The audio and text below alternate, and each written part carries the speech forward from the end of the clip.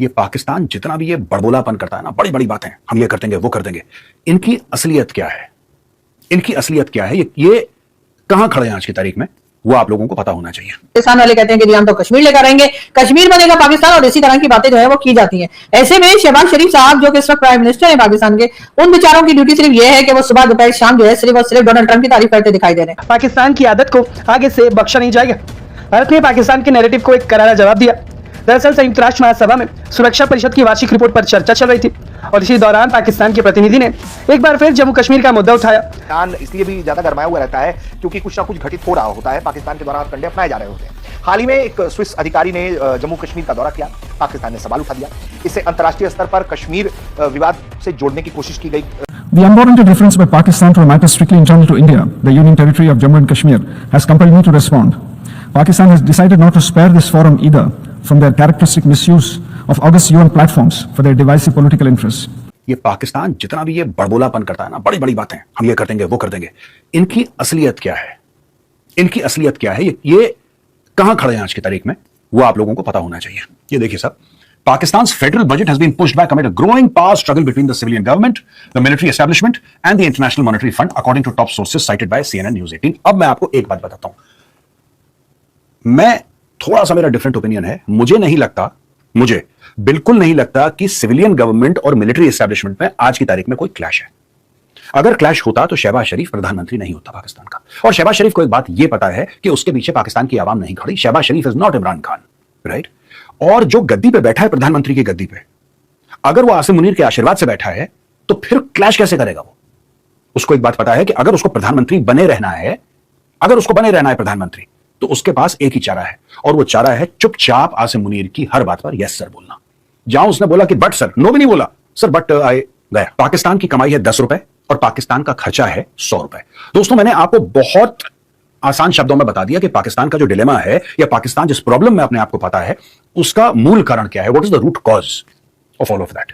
It is very simple. Pakistan के पास through taxes या थ्रू रेमिटेंसेस इतना पैसा नहीं आता जितने उसके अल्ले तल्ले हैं, जितने वो अय्याशी के साथ जीते हैं। ये क्या करते हैं, आप समझ लीजिए एक इंसान है, आपने उसको क्रेडिट कार्ड दे दिया और उस इंसान को बोला कि यार ठीक है, तुझे जब स्वाइप करना है, जो खरीदना है तो खरीद।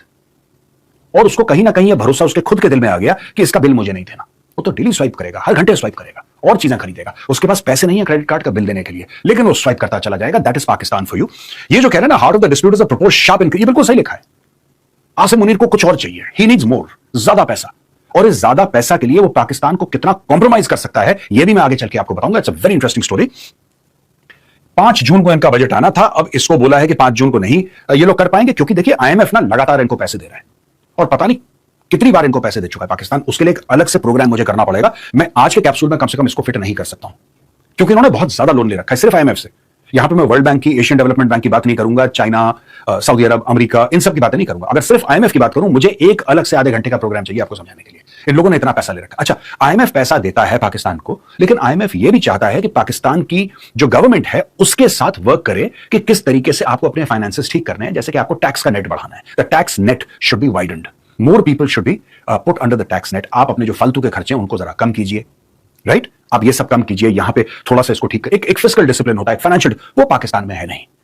पाकिस्तान में इसलिए नहीं है, और माफ कीजिएगा अगर आपको लगता है कि मैं बहुत कठोर शब्दों का इस्तेमाल कर रहा हूं, लेकिन जिसको एक बार फैक्ट है, ये फैक्ट है, जिसको एक बार हराम का खाने की आदत हो जाती है ना, फिर वो मेहनत का कभी नहीं, उसको फिर रास नहीं आएगा, उसको अच्छा नहीं लगेगा पसीना बहाना। पाकिस्तान वाले कहते हैं कि जी हम तो कश्मीर लेकर आएंगे, कश्मीर बनेगा पाकिस्तान, और इसी तरह की बातें जो है वो की जाती हैं। ऐसे में शहबाज शरीफ साहब जो कि इस वक्त प्राइम मिनिस्टर हैं पाकिस्तान के, उन बेचारों की ड्यूटी सिर्फ ये है कि वो सुबह दोपहर शाम जो है सिर्फ और सिर्फ डोनाल्ड ट्रंप की तारीफ करते दिखाई दे रहे हैं। कभी वो डोनाल्ड ट्रंप को कह देते हैं कि इनको नोबेल पीस प्राइज मिल जाना चाहिए, तो कभी मैन ऑफ पीस, और इसी तरह के कई जो टाइटल्स हैं वो प्राइम मिनिस्टर शहबाज शरीफ साहब जो है वो डोनाल्ड ट्रंप को देते चले जा रहे हैं, जिसके लिए डोनाल्ड ट्रंप खुद भी हैरान परेशान है। उनकी समझ में नहीं आ रहा कि आखिर वो करें तो क्या करें। इसलिए कि जाहिर है कि ईरान का इशू उनसे संभल नहीं रहा है। ईरान के साथ जो वो झगड़ा मोल ले बैठे, उसमें से निकलने का उन्हें कोई रास्ता दिखाई नहीं दे रहा है। कई बार ये भी कहा जाता है कि शायद पीस टॉक जो है वो दोबारा करवाई जाएगी, लेकिन कई लोगों का, कई कंट्रीज के अंदर जो लोग बातचीत कर रहे हैं और कई जगह पर जो बात हो रही है, उसमें यह भी लग रहा है कि पाकिस्तान से ज्यादा खुश नहीं है अमेरिका भी, और पाकिस्तान से ज्यादा उम्मीदें नहीं लगा रखी हैं ईरान ने भी। ऐसे में हमारे जो पॉलिटिशियन है वो करे तो क्या करें। एक तरफ तो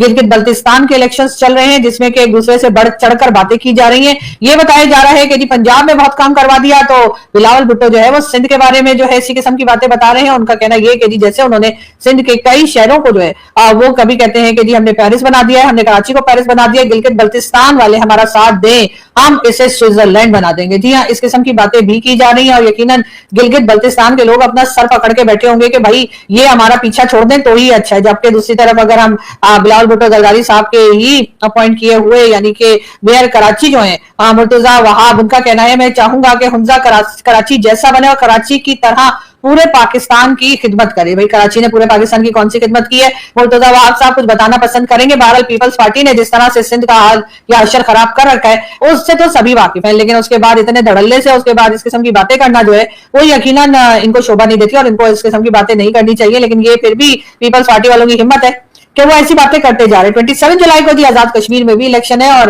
आजाद कश्मीर जिसे पीओके भी कहते हैं हमारे इंडियन फ्रेंड्स जो है, उन्हीं के साथ जो है जी कश्मीर असेंबली की पाकिस्तान से मुंतखब 12 सीट्स जो है उन्हें खत्म करने का मुतालबा दुरुस्त नहीं है। ये कहना है जी ख्वाजा आसिफ साहब का, जो कि डिफेंस मिनिस्टर है पाकिस्तान के। उनका कहना है कश्मीर असेंबली की पाकिस्तान से जो यानी पाकिस्तान के अंदर से जो 12 सीट्स होती है उनको जी खत्म करने की डिमांड की है कश्मीर के लोगों ने। और ख्वाजा साहब का कहना यह है कि ये जो डिमांड है ये सही नहीं। खैर उनको ना तो कश्मीर के लोगों की डिमांड पसंद आती है, ना बलूचिस्तान के लोगों की डिमांड पसंद आती है, ना केपीके वालों की बात ठीक लगती है। यकीनन ख्वाजा साहब इस वक्त भी इसी किस्म की बातों में, इसी किस्म के प्रॉब्लम में रहते हैं और बेचारे कुछ ना कुछ स्टेटमेंट भी देते ही रहते हैं। भारत के साथ हमारी जो लड़ाई है, भारत के साथ हमारी जो टेंशन है वो हमेशा की ही है और जब से पाकिस्तान बना है तब से लेकर आज तक हमें कुछ समझ ही नहीं आया है कि आखिर हमारी जो है भारत को लेकर पॉलिसी क्या है। हम बात भी करना चाहते हैं, हम लड़ाई भी करना चाहते हैं, हम ये भी चाहते हैं कि हमारे थ्रेट होती रहे, लेकिन हम ये भी चाहते हैं कि वो हमें टेररिज्म के ऊपर बिल्कुल कुछ ना कहें और उसके लिए हम यही कहेंगे कि हमारे से कुछ नहीं हो रहा, ये नॉन स्टेट एक्टर है। उसके बाद हम ना तो हमने हाफिज सईद के खिलाफ कोई काम करना है, ना मसूद अजहर, बाकी जितने हमने पाल रखे हैं उनमें से किसी के लिए भी पाकिस्तान की आदत को आगे से बख्शा नहीं जाएगा। भारत ने पाकिस्तान के नैरेटिव को एक करारा जवाब दिया।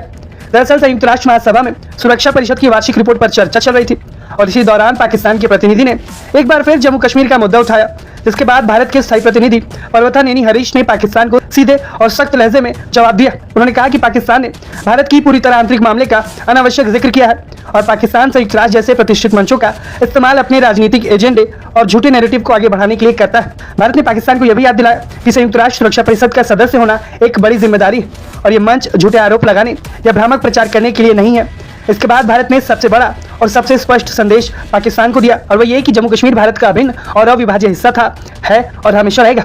इसके विपरीत किए जाने वाले सभी दावे पूरी तरीके से निराधार है और ऐतिहासिक तथ्यों के खिलाफ है। आप खुद देखिए कि भारत ने यूएन के मंच में क्या जवाब दिया है।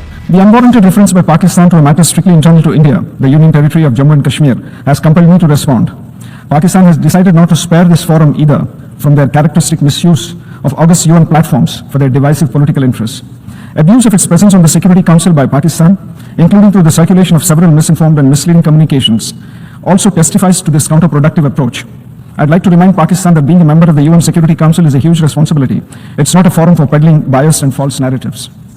I'd like to make it loud and clear, Jammu and Kashmir was, is and will always remain an integral and inalienable part of India. Any assertions to the contrary are baseless, devoid of and inconsistent with historical facts. Anti-rhetoric and hollow claims by Pakistan would not change this fundamental reality. Bharat ने साफ कर दिया कि पाकिस्तान चाहे जितनी भी बयानबाजी कर ले, लेकिन जमीन पर सच्चाई नहीं बदलने वाली।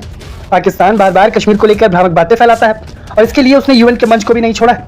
लेकिन अब भारत ने इसी यूएन के मंच से पाकिस्तान को करारा जवाब दिया है और ये बता दिया कि कश्मीर पर जितना रोना है रो लो, लेकिन कश्मीर भारत का अभिन्न हिस्सा था, है और रहेगा। और बातचीत अगर होगी तो वो सिर्फ पीओके पर और उसे खाली कर भारत को सौंपने के लिए। इसके साथ ही आपको बता दें कि भारत ने पाकिस्तान के कब्जे वाले गिलगित बाल्टिस्तान में चुनाव कराने की योजना पर भी कड़ा विरोध जताया था। विदेश मंत्रालय ने बयान जारी करते हुए बताया कि गिलगित बाल्टिस्तान भारत का हिस्सा है और पाकिस्तान द्वारा वहां किसी भी तरीके का चुनाव कराना या प्रशासनिक बदलाव करना पूरी तरीके से अवैध है। भारत ने एक बार फिर दोहराया कि 1947 में जम्मू कश्मीर का भारत में कानूनी और पूर्ण विलय हुआ था और पाकिस्तान आज भी भारतीय क्षेत्र पर अवैध कब्जा कर बैठा है, इसे हम पीओके कहते हैं और उसे पाकिस्तान को छोड़ना होगा। पाकिस्तान इसलिए भी ज्यादा गरमाया हुआ रहता है क्योंकि कुछ ना कुछ घटित हो रहा होता है, पाकिस्तान के द्वारा हथकंडे अपनाए जा रहे होते हैं। हाल ही में एक स्विस अधिकारी ने जम्मू कश्मीर का दौरा किया, पाकिस्तान ने सवाल उठा दिया। इसे अंतर्राष्ट्रीय स्तर पर कश्मीर विवाद से जोड़ने की कोशिश की गई कथित तौर पर। भारत ने इस मामले में भी एक और जोरदार तमाचा पाकिस्तान को जोड़ा। भारत ने पाकिस्तान के आरोपों को खारिज करते हुए कहा कि जम्मू कश्मीर भारत का आंतरिक मामला है और किसी विदेशी प्रतिनिधि या अधिकारी का दौरा पूरी तरह से सामान्य कूटनीतिक प्रक्रिया का हिस्सा है। नई दिल्ली लगातार यही रुख अपनाता रहा है कि कश्मीर पर चर्चा एकमात्र आधार जो है वो भारत का जो हिस्सा है वो वही है। पीओके से इलीगल ऑक्यूपेशन जो है पाकिस्तान का खारिज होना चाहिए, पाकिस्तान को जो इलीगल ऑक्यूपेशन उसको छोड़ना चाहिए और भारत के खिलाफ तमाम षड्यंत्र जो है पाकिस्तान को बंद करने चाहिए। इसके अलावा पहलगाम का मुद्दा हमेशा से गरमाया हुआ रहा है, क्योंकि पहलगाम के बाद ही भारत ने एक जोरदार हमला पाकिस्तानी आतंकवादियों के खिलाफ किया, जिसके बाद पाकिस्तान की सेना अपने आतंकवादियों के लिए युद्ध लड़ने भारत से चली आई, बहुत बुरी तरह से मार खाया। लेकिन इन सब के बीच, इस ऑपरेशन के बीच, ऑपरेशन सिंदूर से पहले भारत ने जल संधि को निरस्त कर दिया था, जिसके तहत पाकिस्तान को पानी मिलना था। उसे लेकर पाकिस्तान हमेशा रोता पीटता चीखता रहता है। इस मौके पर भी भारत ने एक बार फिर से बहुत कड़े लहजों में कहा है कि ये भारत का मामला है, भारत का पानी है, पानी और खून एक साथ नहीं बहेंगे, आतंकवाद छोड़ोगे तो बात करेंगे। और दूसरी बात, पानी नहीं मिलेगा। पानी के लिए अंतर्राष्ट्रीय कोर्ट तक पाकिस्तान जा चुका है, लेकिन भारत ने उसे पूरी तरह से अवैध और शून्य करार दिया है, क्योंकि यह मामला भारत का है, भारत की नदियों का है। ऐसे में पाकिस्तान का कोई अधिकार नहीं बनता। ये मामला जो है वो लगातार सिंधु जल संधि को लेकर भी गरमाया रहा है। ऐसे में भारत ने इसे पूरी तरीके से खारिज कर दिया है। पाकिस्तान इसे भी अंतर्राष्ट्रीय दायित्वों का उल्लंघन बताता है, संधि को बहाल करने की मांग कर रहा है। पाकिस्तान में इस मुद्दे को लेकर काफी ज्यादा चिंताएं हैं, क्योंकि विशेषज्ञों का मानना है कि इससे पाकिस्तान की कृषि जल सुरक्षा काफी हद तक सिंधु नदी प्रणाली पर निर्भर करती है। कराची समेत कई क्षेत्रों में पानी की कमी, जल प्रबंधन की चुनौतियां पहले से मौजूद है। जल विवाद और गहराएगा तो पाकिस्तान के लिए आर्थिक और सामाजिक समस्याएं और गंभीर हो जाएंगी। दूसरी ओर भारत का कहना है कि वो अपने जल जो हिस्से हैं पानी का, उसका अधिकतम इस्तेमाल करने का अधिकार रखता है और अपने किसानों और विकास परियोजनाओं की जरूरतों को प्राथमिकता देगा। वर्तमान परिस्थितियों में देखें तो जिस तरीके से गिलगिट बल्टिस्तान चुनाव का मुद्दा हो, कश्मीर पर कूटनीतिक विवाद करने की कोशिश हो, सिंधु जल संधि का जो एक तरीके से संकट है, तीनों बड़े मुद्दे, इस पर भारत का जो स्टैंड है वो तीन बड़े तमाचे हैं पाकिस्तान को भारत की तरफ से जो दिया गया है। लेकिन वो बहुत बेशर्म की तरह हर जगह खड़ा होकर जो है ड्रामे करता रहता है। हाल ही में एक कार्यक्रम इस्लामाबाद में हुआ, वहां पाकिस्तान के पीएम पहुंचे शहबाज शरीफ, और वहां चीख कर कह रहे थे कि हुजूर ट्रंप जिंदाबाद, आप तो बड़े नरम दिल हैं, रहम दिल हैं, आप मानवता की रक्षा करने आए और आपने लाखों लोगों का जान बचाया ऑपरेशन सिंदूर के वक्त सीज फायर करवा के, और इसके लिए आजीवन धन्यवाद हम करते रहेंगे। क्योंकि पाकिस्तान अगर उसे और एस्केलेट करता तो भारत पूरी तरह से तैयार था और भारत ने अपना डोमिनेंस पूरी तरीके से ऑपरेशन सिंदूर में दिखा दिया था। संयुक्त राष्ट्र महासभा यानी यूनाइटेड नेशन जनरल असेंबली में सिक्योरिटी काउंसिल की एनुअल रिपोर्ट पर चर्चा चल रही थी और वहां का माहौल काफी सीरियस था। हमेशा की तरह पाकिस्तान ने इस बड़े प्लेटफॉर्म का गलत इस्तेमाल करने की कोशिश की और जम्मू कश्मीर का मुद्दा बीच में दूसरों को घसीट लाया। पाकिस्तान के रिप्रेजेंटेटिव ने जैसे ही पूरा फिर से राज अपना शुरू किया, वहां मौजूद भारत के परमानेंट रिप्रेजेंटेटिव परोथेनेनी हरीश ने उन्हें तुरंत और बहुत ही सख्त जवाब दिया। भारत का यह स्टेंस पूरी दुनिया के सामने एकदम साफ और सॉलिड था, जिसे सुनकर पाकिस्तान की बोलती बंद हो गई। परोथेनेनी हरीश ने बिना डाउट के क्लियर मैसेज दिया कि जम्मू और कश्मीर भारत का एक इंटरनल और इंस्पेरेबल हिस्सा था, है और हमेशा रहेगा। उन्होंने साफ कह दिया कि इसके खिलाफ किए जाने वाले कोई भी क्लेम या बयान पूरी तरह से बेसलेस है और इसका हिस्टोरिकल फैक्ट कोई लेन देन इसका नहीं है। भारत ने हमेशा से क्लियर रखा है कि इनका इंटरनल मैटर है और अपना हमारा इंटरनल मामला हम लोग खुद सुलटाएंगे। जब पाकिस्तान के रिप्रेजेंटेटिव ने कोशिश की कि वो सिक्योरिटी काउंसिल की इस मीटिंग में कश्मीर के नाम लेकर कुछ अटेंशन पा सके, तो उन्हें शायद अंदाजा नहीं था कि भारत इस बार और भी ज्यादा एग्रेसिव तरीके से उन्हें अभी पर्दा करेगा। हरीश ने वहां बैठे सभी देशों के सामने ये बात उनको बोला कि पाकिस्तान का काम सिर्फ और प्रोपेगेंडा फैलाना है और हर बड़े इंटरनेशनल फोरम पर इसी तरह की हरकतें करता है ताकि असली मुद्दों से ध्यान भटका सके। उन्होंने ये भी क्लियर किया कि जो इलाके पाकिस्तानी लगी ऑक्यूपाई कर रखे हैं उन्हें खाली करने होगा जल्दी से जल्दी। बाकी जम्मू कश्मीर में सब कुछ नॉर्मल है, वो भारत का अंग है। दोस्तों वीडियो से लग रहा है सब्सक्राइब कर लीजिए, बेल आइकन दबा दीजिए। जय हिंद, जय भारत।